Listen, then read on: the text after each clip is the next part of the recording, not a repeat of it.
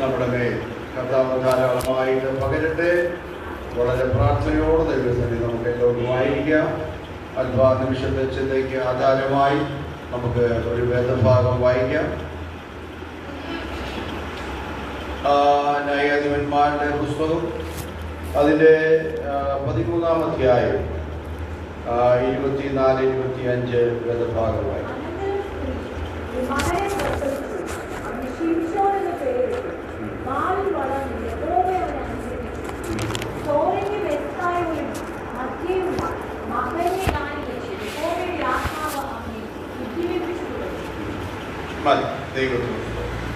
അതിന്റെ ചരിത്ര പശ്ചാത്തലങ്ങളൊക്കെ നമുക്കറിയാമല്ലോ. ദൈവത്തിന്റെ ആത്മാവ് അവനെ ഉദ്ദമിപ്പിച്ചുകൊണ്ടിരുന്നു. ദൈവത്തിന് സ്തോത്രം. അതിന്റെ 13-ാം അധ്യായത്തിന്റെ ആരംഭ ഭാഗം കൊണ്ട് വായിച്ചു.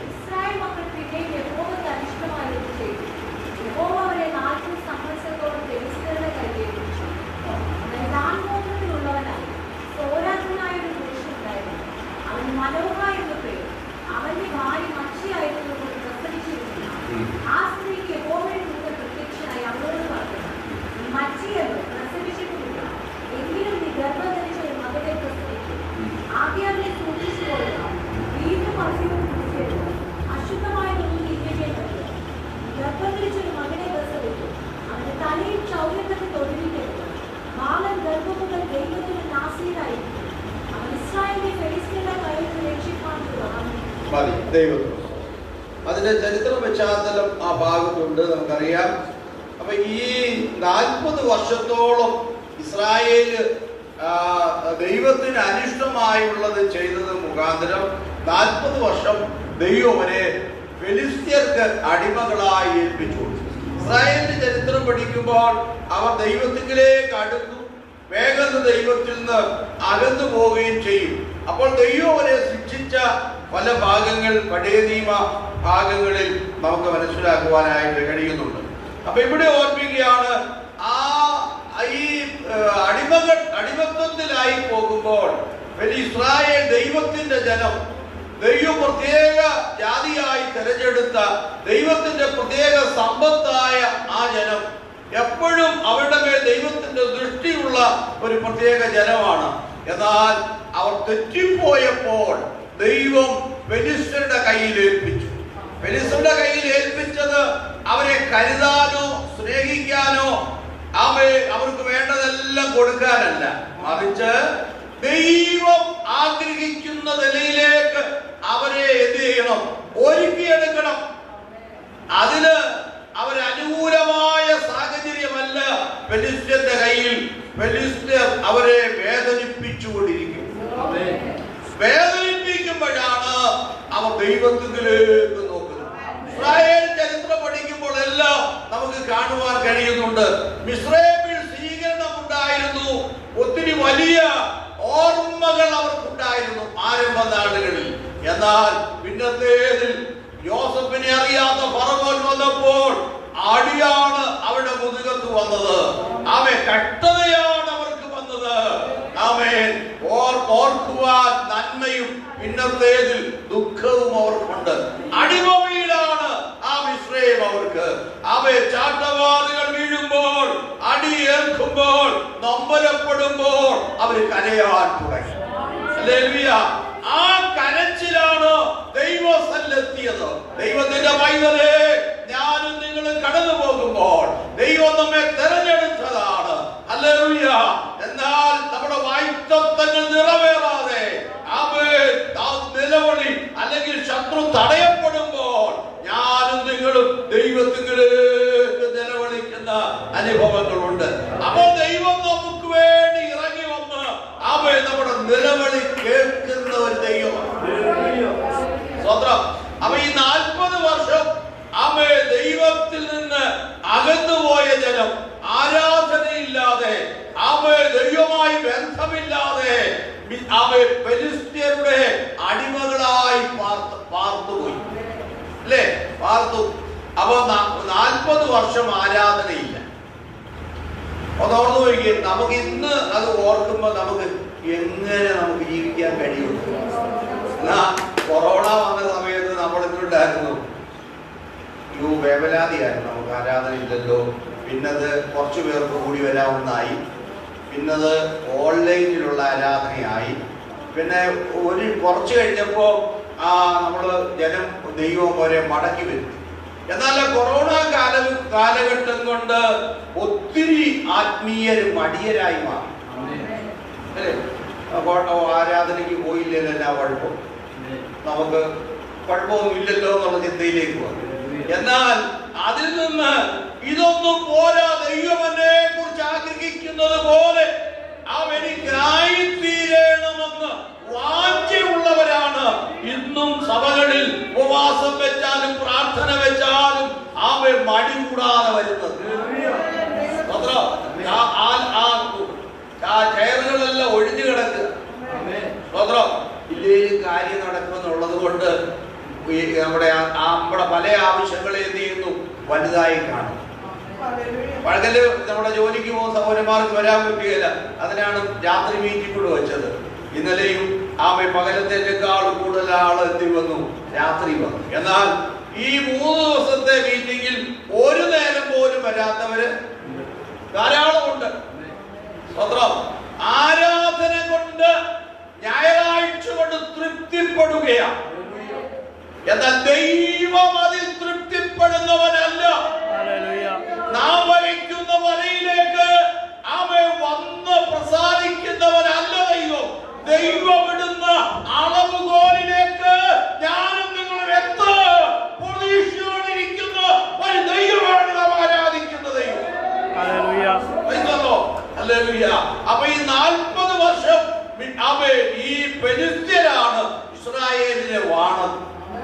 ഇസ്രായേലിന്റെ ചരിത്രം പഠിക്കുമ്പോൾ നമ്മുടെ ലേവ്യ പുസ്തകമൊക്കെ പഠിച്ചു വരുമ്പോൾ നമ്മൾ കാണുന്നുണ്ട്, ദൈവം ഇസ്രായേലിനെ പ്രത്യേക സമ്പത്തായിട്ട് നിക്ഷേപമായിട്ട് ദൈവം തെരഞ്ഞെടുത്തതാണ്.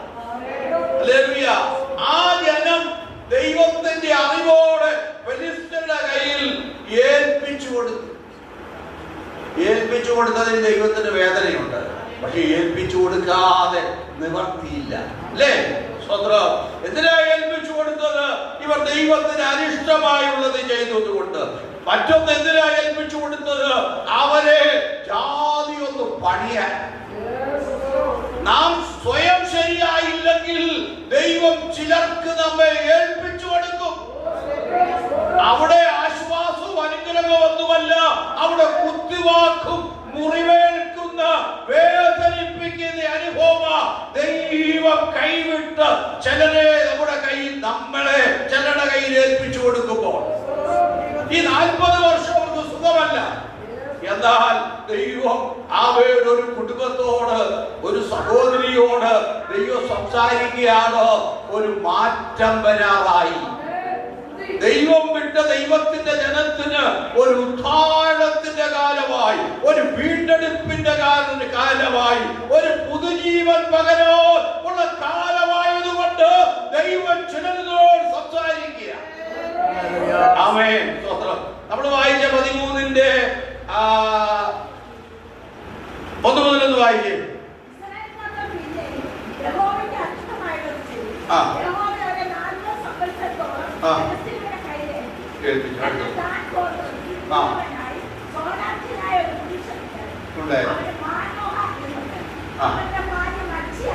അവന് മനോഹ എന്ന പേരുമാണ്.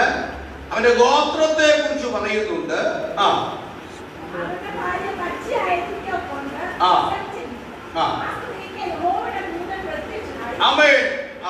ആ സ്ത്രീയെ പ്രസവിച്ചില്ല, പക്ഷിയായിരുന്നു. അവൾക്ക് ദൂതൻ പ്രത്യക്ഷനായി. അവളോട് ചില കാര്യങ്ങളൊക്കെ വിവരിച്ചു പറഞ്ഞു. ഇല്ല, അവൻ ഇനിയും നിന്റെ സമയമായി. വേദപുസ്തകത്തിൽ ദൈവം ജനരോട് സംസാരിക്കുമ്പോൾ ദൈവമാണ്. ശമൂവേലിന്റെ പുസ്തകത്തിൽ ഹന്നയുടെ ഗർഭം അടച്ചത് ദൈവം. അവളുടെ പ്രാർത്ഥന ദൈവത്തിൽ എത്തിയപ്പോൾ ദൈവം ഇറങ്ങി വന്നത് തുറന്നു. ദൈവത്തിന്റെ അറിവോടെയാണ് വഴികൾ നിന്റെ മുമ്പിൽ അടഞ്ഞതെങ്കിൽ ദൈവം ഇറങ്ങി വന്ന് ദൈവത്തിന്റെ അറിവോടെ അടഞ്ഞ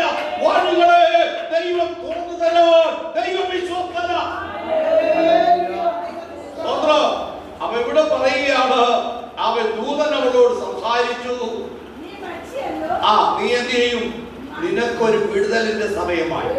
നിന്നിലൂടെ ചില ഉദ്ധാരകൻ പിറക്കാനുള്ള സമയമായി. ആമേൻ. നിന്നിലൂടെ ചില വിടുതല് വെളിപ്പെടാനുള്ള സമയമാണ്. നിന്നിലൂടെ വെളിപ്പെടുന്ന വിടുതൽ ആരും എളുപ്പം മറന്നു പോകാത്ത ഒരു വിടുതലാണ്. ആർക്കും മറക്കാൻ കഴിയാത്ത ഒരു വിടുതൽ നിന്നിലൂടെ ദൈവം ചെയ്യാൻ പോകുകയാണ്. എന്നെ കേൾക്കുന്ന പ്രിയരെ, നിനക്ക് ദുഃഖമുണ്ട്, ചില വിടുതലുകൾ വെളിപ്പെട്ടില്ല. എന്നാൽ ഇവിടെ വെളിപ്പെടുന്ന വിടുതലുകൾ ആമേൻ നിനക്ക് സന്തോഷം. ആമേൻ കേൾക്കുന്നവർക്ക് ആമേൻ സന്തോഷമുള്ള വിടുതൽ നിന്നിലൂടെ വെളിപ്പെടാൻ പോകുകയാണ്.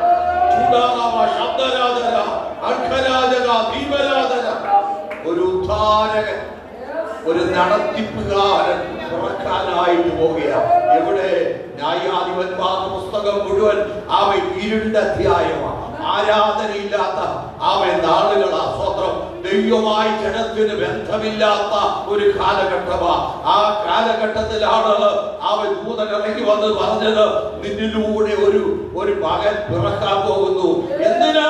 ദൈവത്തിനും തന്റെ ജനത്തിനുമായി ബന്ധമില്ലാതെ ഇരുന്ന് കിടക്കുന്ന കാലഘട്ടത്തിൽ നിന്നിലൂടെ പിറക്കുന്ന തലമുറ അവൻ ഇസ്രായേൽ ജനത്തെ ദൈവത്തിലേക്ക് അടുപ്പിക്കുന്ന ഒരു നടത്തിപ്പുകാരനായി, ഒരു നായകനായി അവൻ മാറാൻ പോകുകയാണ്.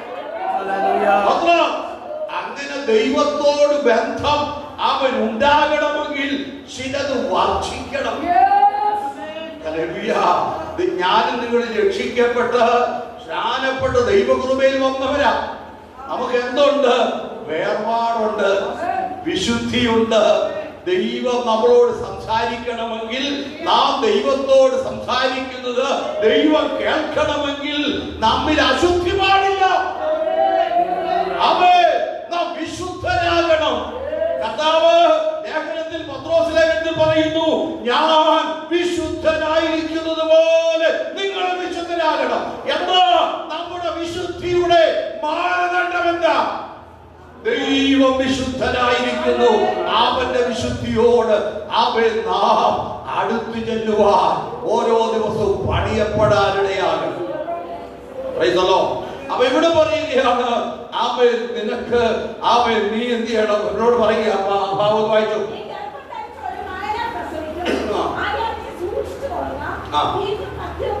അവൻ നമ്മളോട് പറയുകയാണ്, നീ സൂക്ഷിക്കണം. അപ്പൊ നീ ഒരു മകനെ ചുമക്കാൻ പോവുകയാ, നിന്റെ ഉദരത്തിൽ പിറക്കാൻ പോവുകയാ. അതുകൊണ്ട് എന്ത് ചെയ്യണം? നീ സൂക്ഷിക്കണം. അപ്പൊ സാധാരണക്കാരനല്ല, ഒരു നായകനാ, നടത്തിപ്പുകാരനാ അവൻ നിന്റെ ഉദരത്തിൽ ഉരുവാകാൻ പോകുന്നത്. അതുകൊണ്ട് നീ സൂക്ഷിക്കണം. അടുത്തത്, അവൻ വീഞ്ഞും മദ്യവും കുടിക്കരുത്. അവൻ ഉരുവാകുമ്പോ മുതൽ നീ എന്ത് ചെയ്യരുത്? വീഞ്ഞും മദ്യവും കുടിക്കരുത്. വേഗം വായിച്ചു. അശുദ്ധമായതൊന്നും തിന്നരുത്. മതി, വായിച്ചു. അവന്റെ തലയിൽ ശവരക്കത്തി തൊടരുത്. നീ അവനെ പറഞ്ഞു പഠിപ്പിക്കണം. കുഞ്ഞ് വളർന്നു കഴിയുമ്പോൾ അമ്മ ദൂതനിൽ നിന്ന് കേട്ടത് മുഴുവൻ എന്ത് ചെയ്യണം? മനസ്സിൽ വെച്ചോണ്ടിരുന്നാ പോരാ, അവനോട് പറയണം. നമ്മൾ ചിലപ്പോൾ പറയും, അവനങ്ങ് വലുതാകുമ്പോ ശരിയായിക്കോളും. നമ്മൾ നമ്മുടെ പിള്ളേരോട് പറയും, നമ്മൾ മറ്റുള്ളവരോട് പറയുന്നത് എങ്ങനെയാണ്? അവളങ്ങ് ശരിയായിക്കോളും, അവനങ്ങ് ശരിയായിക്കോളും. അങ്ങനെ ശരിയല്ല. ദൂതൻ നിന്നോട് നേരത്തെ അവൻ നിന്റെ ഉദരത്തിൽ ഉരുവാകുന്നതിന് മുമ്പ് നീ ചെയ്യേണ്ടതും അവൻ ചെയ്യേണ്ടതും നിന്നോട് പറഞ്ഞെങ്കിൽ നീ അത് തലമുറയ്ക്ക് കൈമാറണം. അത് നീ സൂക്ഷിച്ച് ഹൃദയത്തിൽ വെച്ചാൽ പോരാ, അവൻ ശരിയാകത്തില്ല. നീ അവനെ ഒന്ന് പണിയാനുള്ള ഒരു ഉപകരണമാണ് നീ. ചിലത് പറയാൻ നമ്മൾ പ്രാർത്ഥിച്ചാൽ മതി, അവനങ്ങ് ശരിയായിരുന്നു. നീ പ്രാർത്ഥിക്കണം, നീ ഉപദേശിക്കുകയും വേണം. നീ അവന്റെ മുമ്പിൽ മാതൃകയാകുകയും വേണം. മക്കളുടെ മുമ്പിൽ അപ്പനും അമ്മയും മാതൃകയാകണം. മക്കൾക്ക് വേണ്ടി പ്രാർത്ഥിക്കണം, മക്കളെ ഉപദേശിക്കണം. ദൈവത്തിന് സ്തോത്രം. ഹല്ലേലൂയ. അപ്പൊ ഇവിടെ പറയുകയാണ്, നീ എന്ത് ചെയ്യണം? തലമുറയോടിത് നീ പറഞ്ഞു കൊടുക്കണം. സ്തോത്രം. വേഗം വായിച്ചു. ആ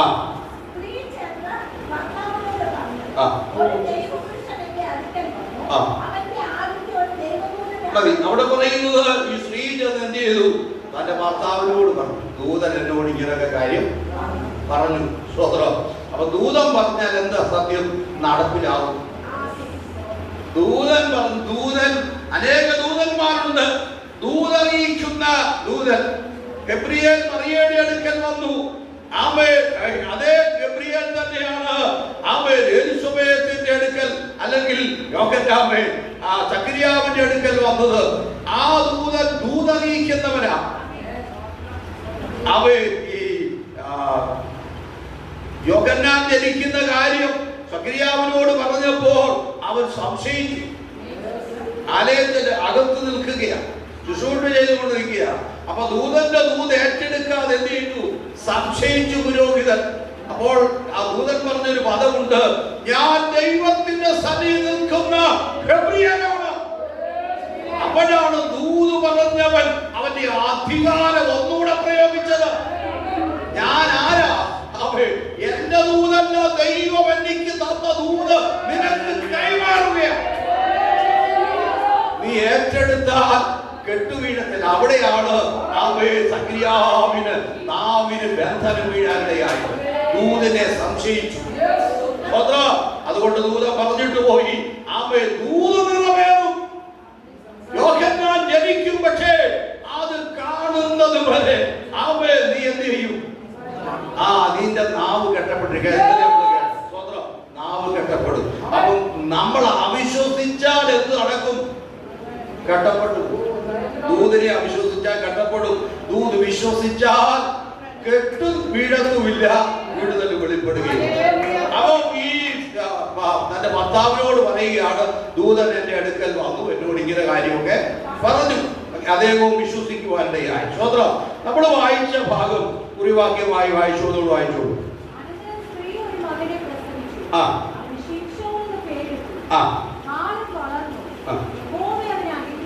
അവൻ ബാലൻ വളർന്നു, യഹോവ അവനെ അനുഗ്രഹിച്ചു. ദൈവഹിതപ്രകാരമുള്ള ഒരു പദ്ധതിയാണ് അവൻ. വേഗം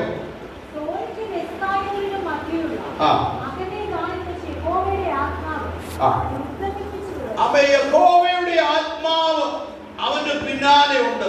അവനെ എന്ത് ചെയ്തു? ഉജ്ജീവിപ്പിച്ചു. അവന് പ്രോത്സാഹനം കൊടുത്തു. അവനെ വളർത്തിക്കൊണ്ടിരുന്ന ആര്? ദൈവത്തിന്റെ ആത്മാവ്. ഹല്ലേലൂയ.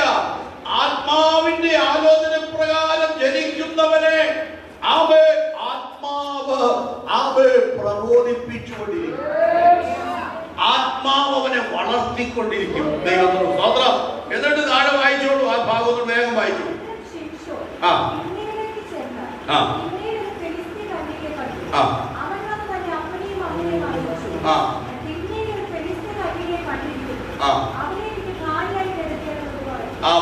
അവനെ വളർന്നു, വലിയ വിവാഹം കഴിക്കാറായി. ഉടനെ അവൻ എന്ത് ചെയ്തു? ഒരു ഫെലിസ്ത്യ കന്യക. ഇവരാരാണ്? നാസീറുകാരനാണ്. ഇവൻ ഇസ്രായേലിനാണ്. സ്വതന്ത്രം. ഫെലിസ്ത്യൻ ഇവരെ അടിമയാക്കി വെച്ചിരിക്കുക. സ്വതന്ത്രം.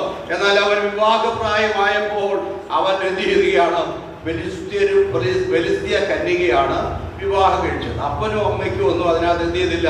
കൈകടർത്താൻ അവരാലോചിക്കാനൊന്നും അവസരം അവന് കൊടുത്തില്ല. ഇന്നത്തെ കാലത്ത് അപ്പനും അമ്മയും ആലോചിക്കാനായിട്ട് അവസരം കിട്ടുന്നത് ഭാഗ്യം. അങ്ങനത്തെ ഒരു കാലത്താണ് നമ്മളും വന്നിരിക്കുന്നത്. ഇപ്പൊ ഈ ശിംശോനും അങ്ങനെ ഒരു നിലയിലാണ് വന്നത്. വേഗം വായിച്ചോ ഭാഗം.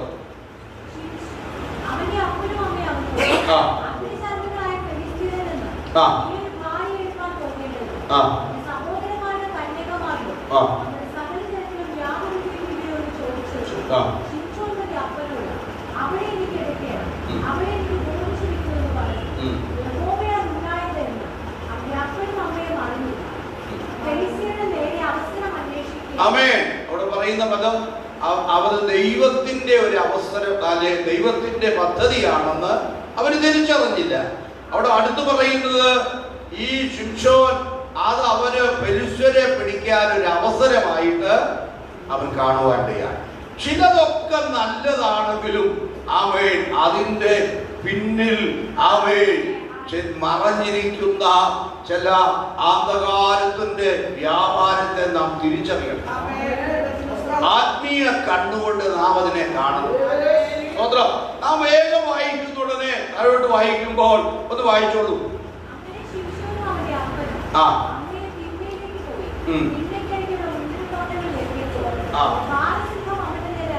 നോക്കണം. ഈ മുന്തിരിത്തോട്ടം എന്ന് പറഞ്ഞാൽ ദൈവസഭയെ മുന്തിരിത്തോട്ടത്തോട് ഉപമിച്ചിട്ടുണ്ട് അല്ലേ? വേദപുസ്തകത്തിൽ മുന്തിരിത്തോട്ടത്തെ സഭയോട് ഉപമിച്ചിട്ടുണ്ട്. സ്വത്രം. കെട്ടിയടച്ച തോട്ടമാണ് സഭ.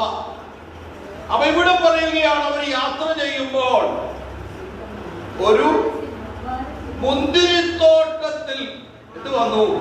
ബാലസിംഹം എന്ന് പറഞ്ഞാല് ആത്മീയ നാം ഒന്നുകൂടെ പറഞ്ഞാൽ സഭയ്ക്കകത്ത് ആരുണ്ട്? ബാലസിംഹം കിടക്കുന്നു. അതെങ്ങനെയാ കിടക്കുന്നേ? പമ്മി കിടക്കുക, അവസരം കാത്തു കിടക്കുക.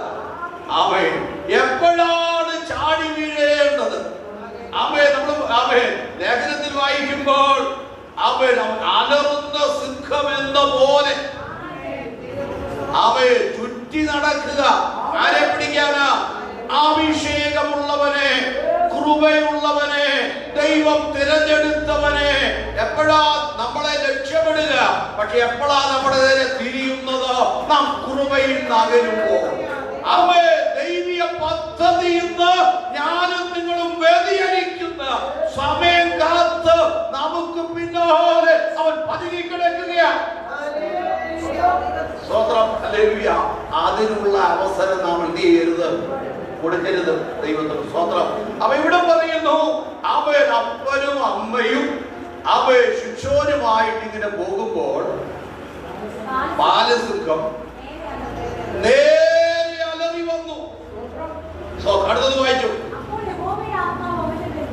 അവൻ ദൈവത്തിന്റെ പദ്ധതി ആയതുകൊണ്ട്, ഇസ്രായേലിനെ വിടുവിക്കാൻ ദൈവത്തിന് അവനിലൂടെ പ്ലാൻ ഉള്ളത് കൊണ്ട് അവൻ ബാലസിംഹം അവന്റെ നേരെ വന്നപ്പോൾ ദൈവത്തിന്റെ ആത്മാവ് അവന്റെ മേൽ വന്നു.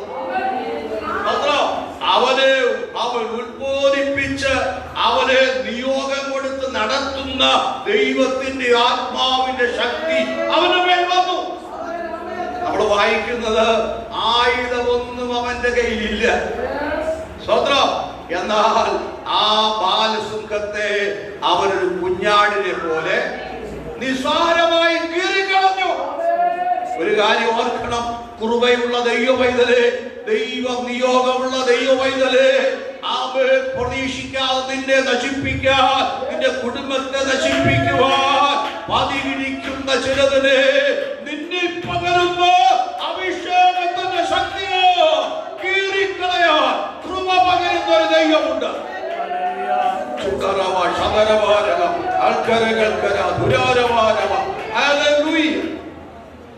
അവൻ നിസ്സാരമായ ഒരു ആട്ടിൻകുഞ്ഞിനെ പോലെ ഒരു ബാലസിംഹത്തെ ശിംശോൻ കീറി. എന്നാൽ അതിനെ എന്ത് ചെയ്തു? ഇട്ടിട്ട് അവർ പിന്നെ എന്ത് ചെയ്തു? യാത്ര വേഗം വായിച്ചോളൂ. അവൻ ഈ കാര്യമൊക്കെ അവൻ ഒന്നിച്ചാ പോയെങ്കിൽ ഇതൊന്നും എന്ത് ചെയ്തില്ല, അപ്പനോടും അമ്മയോടും പറഞ്ഞു. അപ്പൊ ഇതിനെ ഓടി അവിടെ ഉപേക്ഷിച്ച് അവര് പോയി. വേഗം വായിക്കും. അവളെ ശിംശോന് പോയി ബോധിച്ചു. പെണ്ണ് കാണാൻ പോവാ. സ്തോത്രം. വായിച്ചു. അപ്പനോടും അമ്മയോടും ബാലസിംഹത്തെ പറഞ്ഞ് ഇന്നടത്ത് കിടപ്പുണ്ടെന്നൊന്നും പറഞ്ഞില്ല. അത് കഴിഞ്ഞ് അവന്റെ ദൗത്യമൊക്കെ കഴിഞ്ഞ് മടങ്ങി വന്നു. കുറെ കാലം കഴിഞ്ഞ് ആ വഴി പോവുകയിൽ ഈ കാര്യത്തിന് പിന്നെ പോണോ? അവൻ ആരാ? കൃപയുള്ളവൻ, ദൂതൻ അവന്റെ ജനത്തെ കുറിച്ച് പറഞ്ഞവൻ. അവൻ ജനിക്കുന്നതിന് അമ്മയോട് പറഞ്ഞു, അവൻ ആശ്രിതക്കാരനായിരിക്കണം, മദ്യം കുടിക്കരുത്, അവൻ വീഞ്ഞ് ഉപയോഗിക്കരുത് എന്നെല്ലാം അവന്റെ ആഹാരക്രമം മുതൽ ജീവിതത്തിന്റെ രീതികൾ അവരെന്തെല്ലാം സൂക്ഷിക്കണമെന്ന് അമ്മയോട് പറഞ്ഞു. അമ്മ അവനോട് ധരിപ്പിച്ചു. ദൈവത്തിന്റെ ആത്മാവ് അവനെ നയിച്ചുകൊണ്ടിരിക്കുക. സ്തോത്രം. അപ്പൊ ഈ കീറിക്കളയാൻ പരിശുദ്ധാത്മാവിന് ശക്തി ഉണ്ടായി. എന്നാൽ ആ നില വിട്ട് അവൻ ചിലത് വിട്ടുകളയാതെ ചിലത് എന്ത് ചെയ്തു? ഉള്ളിൽ കരുതി. എവിടെയാണ് നമ്മുടെ ശക്തി പോകുന്നത്? അവൻ ചിലത് ഹൃദയത്തിൽ തന്നെ എടുത്തു മാറ്റേണ്ടത് മാറ്റാതെ അവിടെ സൂക്ഷിച്ചു വന്നിരിക്കുക. പിന്നെ വഴി പോകിൽ അവൻ എന്ത് ചെയ്തു? വായിച്ചു. സിംഹത്തിന്റെ ഉടല് നോക്കാനായിട്ട് എന്ത് ചെയ്തു? ചെന്നു. സിംഹത്തിന്റെ ഉടലിനകത്ത് എന്തുണ്ട്? തേനീച്ചുണ്ട്. ദൈവവൈതലേ, നമ്മെ കൃപയുള്ള നമ്മെ എങ്ങനെ വീഴ്ത്തിക്കളയാം, എങ്ങനെ നമ്മെ പിടിച്ച് നമ്മുടെ ശക്തി ഒതുക്കാമെന്ന് അവൻ നോക്കി നിൽക്കുന്ന ഒരു ലോകത്തിലാണ് ഞാനും നിങ്ങൾ നിൽക്കുന്നത്. പോകാനിറങ്ങിയവൻ പോകേണ്ട ലക്ഷ്യത്തിൽ പോയാൽ മതി. പക്ഷെ അവൻ എന്ത് ചെയ്തു? അപ്പനോടും അമ്മയോടും പറയാത്ത അവൻ ഒന്ന് ആ സുഖത്തിന്റെ ഉടൽ അന്വേഷിച്ചാൽ പോവാ. ഹല്ലേലൂയ. പിശാചിന്റെ നമ്മെ വീഴ്ത്താനുള്ള പദ്ധതി എവിടെല്ലാം ഉണ്ട് എന്ന് നാം ശ്രദ്ധിച്ചു നോക്കുവാണ്ടാകും. അത് കണ്ടപ്പോ എന്ത് ചെയ്തു? അതവൻ കയ്യിലെടുത്ത് തിന്നുകൊണ്ട് നടന്നു. ഈ തേന്റെ അട ഇതെങ്കിലും തിന്നുകൊണ്ട് അവന് നടന്നു. അപ്പന്റെ അമ്മയുടെ അവർക്ക് കൊടുത്തു. അപ്പൊ അവരെയും പങ്കാളികളാണ്. സ്തോത്രം. ഹല്ലേലൂയ. അവൻ തെറ്റിപ്പോക മാത്രമല്ല, ഒന്നും അറിയാത്ത ഈ സംഭവങ്ങളെ കുറിച്ച് ഒന്നും അറിയാത്ത അപ്പനും അമ്മയ്ക്കും എന്ത് ചെയ്തു? അവർക്കും. സ്തോത്രം. ഹല്ലേലൂയ. കൃപ ചോരുന്ന മേഖല നാം തിരിച്ചറിയണം. അവൻ ദൈവീയ ശക്തി നമ്മിൽ നിൽക്കാൻ കഴിയാതെ എവിടെയാണ് ചോർന്നു പോകുന്നത് അവരെന്ന് നാം തിരിച്ചറിയണം. ഹല്ലേലൂയ. വേഗം ഒന്ന് വായിക്കാമോ?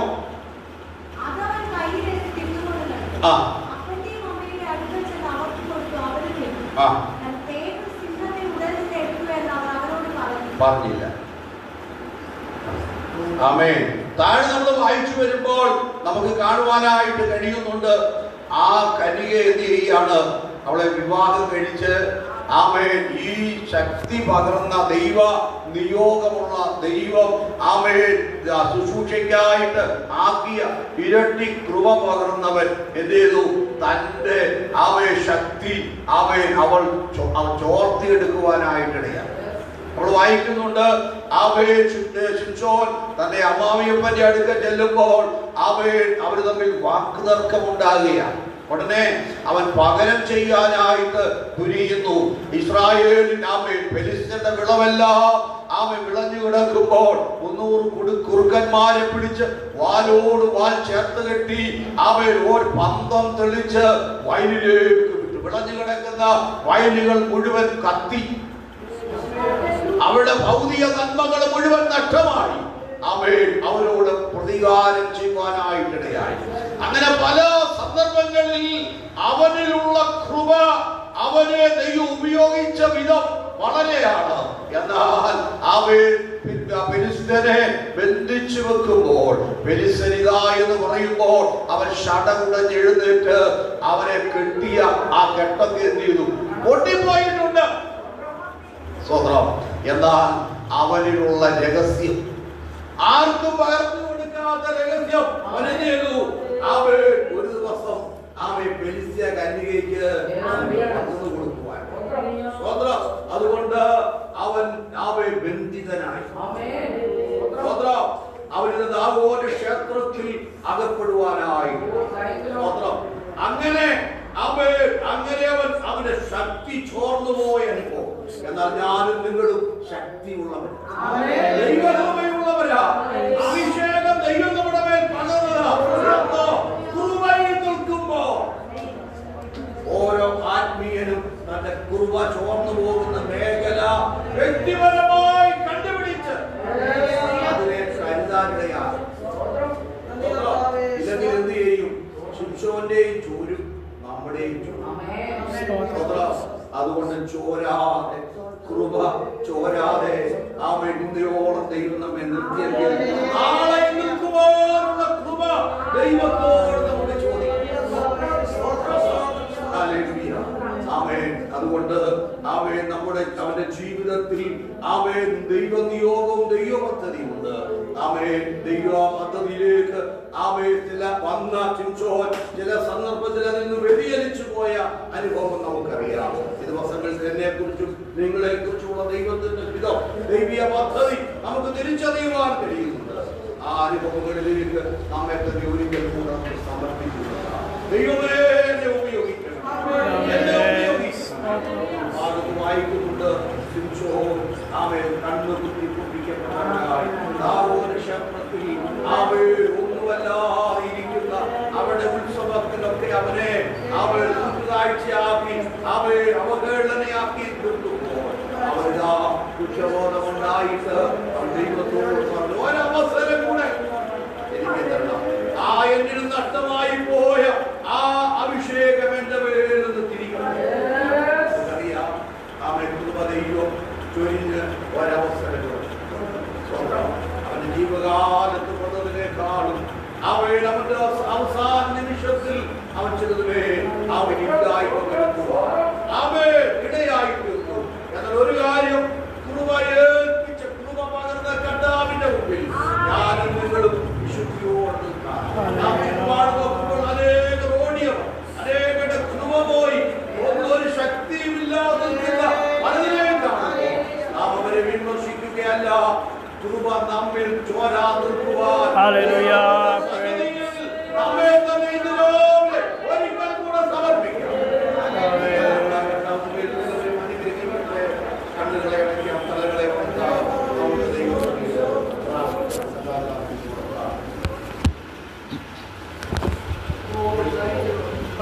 സ്തോത്രം സ്തോത്രം സ്തോത്രം. ആകാശം ഭൂമി ഉണ്ടാക്കി ഞങ്ങളെ സംഗീതമാവാൻ ദൈവമേ, 2025 വർഷം ഏപ്രിൽ മാസം 26 ശനിയാഴ്ചയുടെ പല സമയത്തിനായി ഞങ്ങൾ അങ്ങയെ സ്തുതിക്കുന്ന സ്തോത്രം ചെയ്യുന്ന ഈ 4 മാസം 26 തീയതി വരെ ഞങ്ങൾ എല്ലാവരെയും ഉള്ളങ്കൈ കർത്താവ് വഹിച്ച് ജീവനും ഭക്തിക്ക് വേണ്ടതെല്ലാം ദാനമായി നൽകി ഈ മരുഭൂമി യാത്രയിൽ കാലം പിടിച്ച് നടത്തിയ ഉള്ളങ്കൈ വഹിച്ച് കർത്താവിക്കായി ഞങ്ങൾ അങ്ങയെ സ്തുതിക്കുന്ന സ്തോത്രം ചെയ്യുന്ന ഞങ്ങളുടെ നിത്യ സ്നേഹത്തിന് ആഴവും ഉയരവും നീളവും വീതിയും ഇന്ന് പകർന്ന് അനുഭവിക്കാൻ ഞങ്ങൾ നൽകിയ ആരോഗ്യത്തിനായി ബലത്തിനായി സൗഖ്യത്തിനായി ഞങ്ങൾ അങ്ങയെ സ്തുതിക്കുന്നു സ്തോത്രം ചെയ്യുന്നു. ഞങ്ങളുടെ ചുറ്റുപാടുള്ള ജീവിതങ്ങളിൽ അനേകർ ഈ ലോകം വിട്ടു പോയപ്പോൾ മറ്റനേകർ ആശുപത്രിയിൽ അഭയം തേടുമ്പോൾ രോഗികളായി ഭവനങ്ങളിൽ ആയിരിക്കുമ്പോൾ ഞങ്ങൾക്ക് ഇത്രത്തോളം സൗഭാഗ്യം, ഞങ്ങൾക്ക് ഇത്രത്തോളം ആരോഗ്യം ബലം കൽപ്പിച്ചതോ അങ്ങനെ ദയക്കായി അങ്ങനെ വിശ്വസിക്കായി അങ്ങനെ കൃപയ്ക്കായി ഞങ്ങൾ അങ്ങയെ സ്തുതിക്കുന്നു സ്തോത്രം ചെയ്ത് അവർ പറഞ്ഞു, ഞാൻ ആകുന്നത് ദൈവത്തിന് കൃപയാലാകുന്നു, പ്രശംസിക്കാൻ ഒന്നുമില്ലപ്പ. ഞങ്ങളുടെ ആരോഗ്യമോ ഞങ്ങളുടെ ബലമോ ഞങ്ങളുടെ പണമോ ഒന്നും താവല്ല, അങ്ങനെ കൃപയ്ക്കായി സ്തോത്രം ചെയ്യുന്ന ആ കൃപാതിമേധാവ് ഇന്നും അനുഭവിച്ച് അങ്ങേ സ്തുതിക്കുവാൻ മഹത്വപ്പെടുത്തുവാൻ ഞങ്ങളെ സഹായിക്കുന്ന എല്ലാ കൃപയ്ക്കായി സ്തോത്രം. ദൈവസഭയ്ക്കായി സ്തോത്രം ചെയ്യുന്ന കർത്താവിനോട് കർത്താവേശം നടത്തിയല്ലോ ദൈവപ്രവൃത്തിക്കായി സ്തോത്രം. വീണ്ടും കർത്താവ് ശക്തിയോടെ ദേശത്ത് ഞങ്ങളുടെ നാമത്തിൽ ഉയർത്തുവാൻ ദൈവസഭയെ കർത്താവ് സഹായിക്കണമേ, ശക്തിക്കണമേ, ബലപ്പെടുത്തണമേ ഞങ്ങൾ പ്രാർത്ഥിക്കുന്ന ആരും ക്ഷീണിച്ചു പോവാൻ മടുത്തു പോവാൻ ഇടവത്തിനെ ദൈവത്തോട് പ്രാർത്ഥിക്കുന്ന ആത്മശക്തിയാൽ നിറച്ച് ആത്മാന നിലവിൽ ഓരോ ദിവസം ജീവിപ്പാൻ നടപ്പാൻ ദൈവാത്മാവെ സഹായിക്കണമേ, അങ്ങയോട് പറ്റിയിരിപ്പാൻ ദൈവജനത്തെ സഹായിക്കണമേ. ദൈവികമായ അള്ളപ്പാടുകളെ പ്രാപിച്ച് ആത്മബലത്തെ പ്രാപിച്ച് കർത്താവിന് വേണ്ടി ആക്കി വെച്ച ദേശത്ത് സ്വന്തം ഇടത്ത് നിലനിൽപ്പാൻ കർത്താവ് സഹായിക്കണമേ എന്ന് അങ്ങയോട് പ്രാർത്ഥിക്കുന്നത്. സ്വന്തം ചെയ്യുന്ന മസ്യാനിക്കായി സ്വന്തം ചെയ്ത കുടുംബമായി കർത്താവ് ദൈവസഭയെ താവ് നയിപ്പാൻ ഇന്ത്യയോട് കർത്താവ് സഹായിച്ച എല്ലാ കൃപയ്ക്കായി സ്തോത്രം. വീണ്ടും ബലപ്പെടുത്തണമേ, ശക്തിക്കണമേ. ദൈവിക ആലോചനയാൽ ദൈവസഭയെ നടത്തി ജയോത്സവമായി ഈ ദേശത്തെ അങ്ങനെ ഉയർത്തുവാൻ അവരെ സഹായിക്കണമേ എന്ന് പ്രാർത്ഥിക്കുന്ന അങ്ങനെ ദാസിന്റെ ഹൃദയത്തിലെ ആഗ്രഹങ്ങള് വേദനകള് ദൈവസഭയെ കുറിച്ച് ആത്മഭാരം ഉണ്ടല്ലോ, അതോട്ട് സ്തോത്രം ചെയ്ത് അത് നിങ്ങളുടെ ദൈവസഭയുടെ പ്രവർത്തനങ്ങളെ വിശാലമാക്കണമേ. അനേക ജീവിതങ്ങൾ, പുതിയ ജീവിതങ്ങൾ കടന്നു വരുവാൻ ചില പുതിയ കുടുംബങ്ങൾ കൂട്ടിവെക്കണമേ എന്ന് പ്രാർത്ഥിക്കുന്നു. പ്രാർത്ഥിക്കുന്നു. ധാരാളം 3 മക്കൾക്കായി സ്തോത്രം. കുടുംബത്തിലായിരിക്കുന്ന കുഞ്ഞുങ്ങൾക്കായി സ്തുതിക്കുന്നു. ആയിട്ടുണ്ടായ ദേശത്ത് കർത്താവേ അവരെ അനുഗ്രഹിച്ച് പ്രാർത്ഥിക്കുന്നു. കർത്താവേ 5 മക്കൾക്കായി സ്തോത്രം ചെയ്യുന്നു. കുഞ്ഞിന്റെ ഭാവിയും കർത്താവിനെ സമർപ്പിച്ച് യേശുക്രിസ്തു നാമത്തിൽ ഞങ്ങൾ അനുഗ്രഹിച്ച് പ്രാർത്ഥിക്കുന്നു. ദൈവപ്രവൃത്തിക്കായി സ്തോത്രം. കർത്താവേ പുതിയ വഴികള് കർത്താവ് തുറക്കുന്നതിനായി സ്തോത്രം. സ്വർഗീയമായ സന്തോഷം സമാധാനം അവർ നിമിത്തമായി അങ്ങനെ ദാസൻ ദാസി അനുഭവിപ്പാൻ കർത്താവ് ഈ ദിവസങ്ങള് ചില അത്ഭുതങ്ങൾ ചെയ്ത് ഉപയോഗിക്കാൻ ഞങ്ങൾ അങ്ങനെ സ്തുതിക്കുന്നു. സ്തോത്രം ചെയ്ത് അറിഞ്ഞിരിക്കുന്ന വാതിലുകളെ കർത്താവ് തുറക്കുന്ന ഉപയോഗിക്കായി സ്തോത്രം. ചില ജീവിതങ്ങളെ അങ്ങനെ ആത്മാവ് സ്പർശിച്ച് ഉണർത്തുന്ന ദിവസങ്ങൾക്കായി ഞങ്ങൾ അങ്ങനെ സ്തുതിക്കുന്നു. സ്തോത്രം ചെയ്യുന്നു. അങ്ങനെ ദാസന്റെ ശുശ്രൂഷകള് ദൈവസഭയ്ക്ക് അനുഗ്രഹമാണല്ലോ. ദൈവസഭ തന്നോട് ചേർന്ന് നിന്ന് അധ്വാനിപ്പാൻ ചെലവ് ചെയ്യുവാൻ ചെലവായി പോവാൻ ഓരോ ദൈവമക്കളെയും സഹായിക്കണമേ എന്ന് അങ്ങോട്ട് പ്രാർത്ഥിക്കുന്നത്. ആത്മഭാരമുള്ളതായി തീരുവാൻ ഈ യഥാവേ ദേശത്തെ പിടിച്ചെടുപ്പാനുള്ള ആത്മശക്തിയും ആത്മധൈര്യം താവേ ദൈവസഭയ്ക്ക് നൽകണമേ എന്ന് പ്രാർത്ഥിക്കുന്നു. സൺഡേ സ്കൂളിലെ പ്രവർത്തനങ്ങൾക്കായി അതാവേ സ്വത്രം സീമന്റെ പ്രവർത്തനങ്ങൾക്കായി അതോട്ടാവേ സൗരിമാരെ കൂട്ടായ്മകൾക്കായി സ്വത്രം അതല്ല താവേ ഹല്ലേലൂയ ശക്തിയോടെ താവേ വർദ്ധിച്ചിരുവാൻ ദൈവാത്മാവെ സഹായിക്കണമേ എന്നങ്ങോട്ട് പ്രാർത്ഥിക്കുന്നു. താവേ ദേശത്തിനായി സ്തോത്രം. ചില ജീവിതങ്ങളെ കർത്താവ് വിടുവിക്കണമേ. ആത്മാക്കളെ താൻ നൽകി താവേ ദൈവസഭയെ കർത്താവ് ആദരിക്കുകയും സഹായിക്കുകയും ചെയ്യണമേ എന്നങ്ങോട്ട് പ്രാർത്ഥിക്കുന്നു. സെക്ഷന്റെ പ്രവർത്തനങ്ങൾക്കായി സ്തോത്രം. വർദ്ധിച്ചിരുവാൻ ദൈവാത്മാവെ സഹായിക്കണമേ എന്നങ്ങോട്ട് പ്രാർത്ഥിക്കുന്നു. കൃത്യമായ താവേ ഉപവാസ പ്രാർത്ഥനയുടെ 3-ാമത്തെ പകൽ അങ്ങനെ ആത്മാവ്യക്തമായി അതായത് സ്പഷ്ടമായി ഞങ്ങൾ സംസാരിച്ചുകൾക്കായി സ്തോത്രം. ഇസ്രായേൽ മക്കള് ദൈവസഭയെ താവാകുന്ന പോയ സമയങ്ങളെല്ലാം അതായത് മടക്കി വരുത്തുവാൻ ദൈവ സ്നേഹത്തിന്റെ ആ ആഴവും ഉയരവും നീളവും വീതിയും അനുഭവിപ്പാൻ അത് മനസ്സിലാക്കുവാൻ ദൈവജനത്തെ മടക്കി വരുത്തുവാൻ അവരെ ശത്രുക്കളെ ആണല്ലോ കർത്താവ് ഉപയോഗിച്ചത്. അവരെ കുത്തുവാൻ അവരെ താവെ മുഷിപ്പിക്കുവാൻ അവരെ മടിപ്പിക്കുവാൻ അവർ നശിപ്പിക്കാനൊക്കെ ആ നിമിത്തമായി അവർ മടങ്ങി വന്നല്ലോ. അതോർത്ത് സ്തോത്രം ചെയ്ത് ഹല്ലേലൂയ ഓ മച്ചിയായ ഹല്ലേലൂയ ആ സഹോദരി ഹല്ലേലൂയ കർത്താവിന്റെ സമയം വന്നപ്പോൾ ദൈവജനത്തിന്റെ രക്ഷയ്ക്ക് വേണ്ടി വിടുതലിന് വേണ്ടി അവളെ താവെ ഗർഭം ധരിപ്പിച്ച് കർത്താവിനോട് അനുഗ്രഹിക്കപ്പെട്ട ഒരു മകനെ പ്രസവിപ്പാൻ അതായത് അവളുടെ ജീവിതത്തില് ദൈവത്തിന് പ്രസാദം തോന്നിയ പോലെ ഞങ്ങളുടെ ജീവിതത്തിലും നിങ്ങളുടെ പ്രയാസവേളയിൽ നിങ്ങൾ താവെ ബാധകൾ അനുഭവിക്കുമ്പോഴും ഹല്ലേലൂയ താവെ ജനത്തിന് വേണ്ടി ദൈവസഭയുടെ അനുഗ്രഹത്തിന് വേണ്ടി ഹല്ലേലൂയ താവെ ഞങ്ങൾ ഭാരതത്തിലാണെങ്കിലും ഞങ്ങൾ നിമിത്തം ഒരു അനുഗ്രഹം താവെ ദൈവം പകരുവാൻ ദൈവം ചെയ്യുവാൻ അങ്ങ് വിശ്വസനാകിയാൽ ഞങ്ങൾ നീ സ്തുതിക്കുന്ന സ്വന്തം ചെയ്തു. ശിംശോനോട് പറഞ്ഞുപോലെ അവൻ നാശനം അനുഭവിക്കണം. അവൻ അങ്ങനെ ജീവിക്കണം. ഒരു താവെ ന്യായ പ്രമാണം ഞങ്ങൾക്ക് ഉണ്ടല്ലോ. ലോകത്തെ സ്നേഹിക്കാതെ അതിൽ ലോകത്തെ സ്നേഹിക്കുന്നവൻ ദൈവത്തോട് ശത്രുവാകുന്നു എന്ന് വചനം പറയും പോലെ ലോകത്തെ സ്നേഹിക്കാതെ ദൈവിക പ്രമാണത്തിൽ അന്ത്യം വരെ ഉറച്ചെടുപ്പാൻ ഞങ്ങളെ സഹായിക്കണമേ എന്ന് ഞങ്ങൾ പ്രാർത്ഥിക്കുന്നു. ക്രിസ്തു എന്ന പാറ ഉറപ്പിച്ചു നിർത്തി ഓരോ ദിവസം നാമമേ ഞങ്ങൾക്ക് നൽകുന്ന പുതിയ പാട്ടുകൾക്കായി സ്തോത്രം ചെയ്ത് ആ പാട്ടുകളോടെ അങ്ങ് സ്തുതിപ്പാൻ മഹത്വപ്പെടുത്തുവാൻ ഞങ്ങളെ ഞങ്ങളുടെ തലമുറകളെ കുടുംബങ്ങളെ എല്ലാം സഹായിക്കണമേ എന്ന് ഞങ്ങൾ പ്രാർത്ഥിക്കുന്നു. വൈദ്യുതി വീഴുവാൻ ആരും ഇടവരുത്തലേ അതേ ലോകമോഹങ്ങളിൽ അകപ്പെട്ടു പോവാൻ നിങ്ങൾ ആരും ഇടവരുത്തലെന്ന് ഞങ്ങൾ പ്രാർത്ഥിക്കുന്നു. പ്രവർത്തിക്കായി സ്തോത്രം. ദൂരദേശത്തിലായിരിക്കുന്ന ദൈവമക്കൾക്ക് ദേവദാസന്മാർക്കായി സ്തോത്രം ചെയ്ത് കൃത്യമായി കുഞ്ഞുങ്ങളുടെ അധികാരമുള്ളൂ ലഭിക്കുന്ന സമയങ്ങളിൽ ദൈവസമയം പ്രാർത്ഥിപ്പാൻ ആത്മബലമേറ്റെടുപ്പാൻ അന്യഭാഷകൾ ആരാധിക്കുന്ന കുഞ്ഞുങ്ങളായി തീരുവാൻ ഓരോരുത്തരെയും സഹായിക്കണമേ എന്ന് ഞങ്ങൾ പ്രാർത്ഥിക്കുന്നു. താവേ ഈ മാസ ഉപവാസ പ്രാർത്ഥന ദൈവസഭയുടെ ജയമാണല്ലോ, ഒരു ആശ്വാസമാണല്ലോ, ഒരു സൗഖ്യമാണല്ലോ. അതോർത്ത് ഞങ്ങൾ അങ്ങനെ സ്തുതിക്കുന്നു, സ്തോത്രം ചെയ്യുന്നു. കർത്താവിന്റെ പരിപാടികളോട് സ്തോത്രം. സന്ധ്യാസമയത്തെ കൂട്ടായ്മയ്ക്കായി സ്തുതിക്കുന്നു. പ്രാർത്ഥനയായി സ്തോത്രം, അനുഗ്രഹിച്ചതായ സ്തോത്രം. സകല നിങ്ങൾക്ക് ജീവൻ നൽകിയ ക്രിസ്തുയേശുവിന്റെ നാമത്തിൽ തന്നെ ആമേൻ.